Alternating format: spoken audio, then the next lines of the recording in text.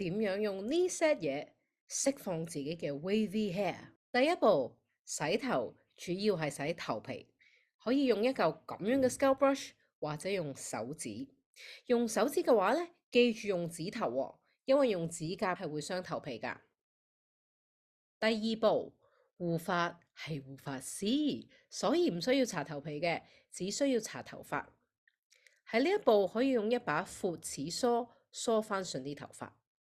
隔幾分鐘之後沖洗，我哋嘅護髮素唔需要完全沖洗，洗得七七八八就夠啦。留翻少少護髮素喺頭髮上面，可以保持順滑。第三步，洗完頭啦，要將多餘嘅水分揸出嚟。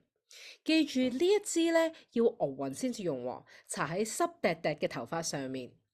呢支嘢有好好嘅保濕成分，要喺濕滴滴嘅頭髮上面先至 work 噶。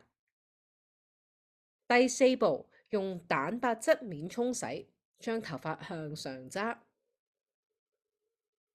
跟住用毛巾包起啲頭髮，最後個頭乾得七七八八嘅時候，用呢一支 gel 將頭髮向上揸，搞掂，ta da！Good news 係個頭係會越洗越靚噶，因為啲頭髮會慢慢適應，啲波浪咧會慢慢越嚟越明顯噶。